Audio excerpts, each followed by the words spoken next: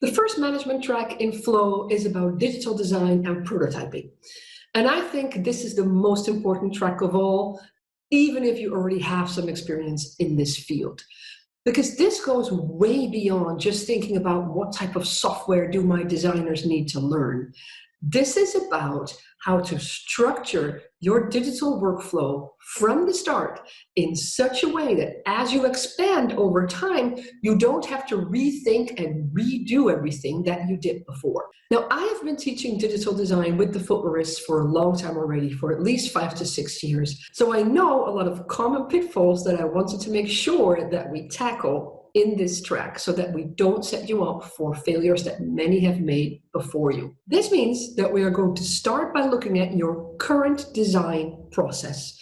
Especially in larger organizations, management often does not fully realize how their current design process is structured, who is doing what, and how much time that takes. So we're going to start from there, look at your current process, understand how it works right now, then think about how to optimize that as such, and then we are going to talk about which digital tools could help you to do that. Because now what I see a lot of times is that people are thinking, oh, let me teach my designers some 3D design. We're going to keep everything the same as we do it now, except they're going to do it in 3D. I can tell you right up front, that one's not going to work.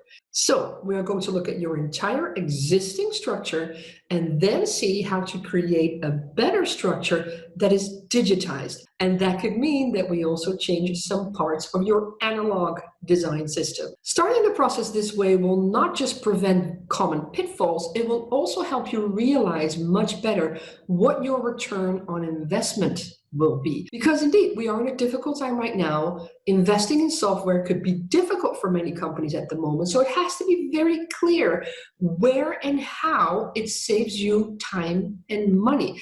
And we'll have to make sure that as you start implementing this process, it also indeed saves you the time and money that you thought it would. So when we look at how this first management track is structured, we are going to indeed start from the basics in the first week, looking at your current situation and analyzing how to optimize that. Then from there, we're transitioning into the array of digital tools that are available to the industry.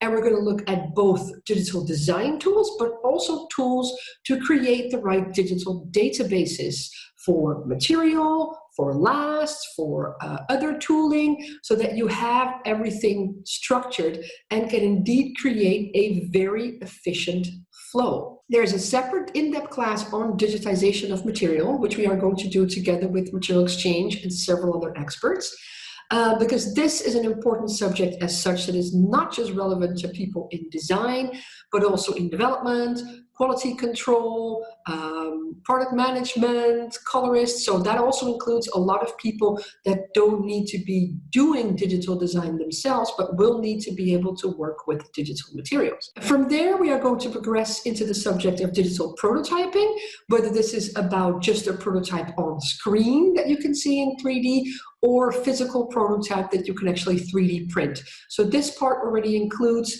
some of the 3D printing technology that you could have for in-house prototyping. So this is not yet about making wearable footwear.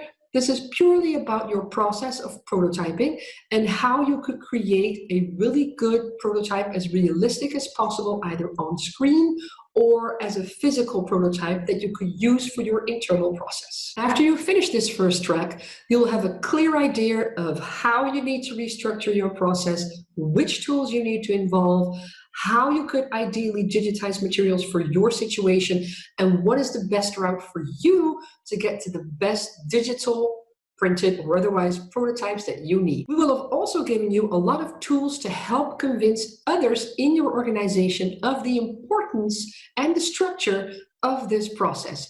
Because creating digitization is not a one person's job. This is, of course, company-wide. We'll have to get everybody involved. So we are also very much talking about the organizational aspect and the company politics aspects of this entire process.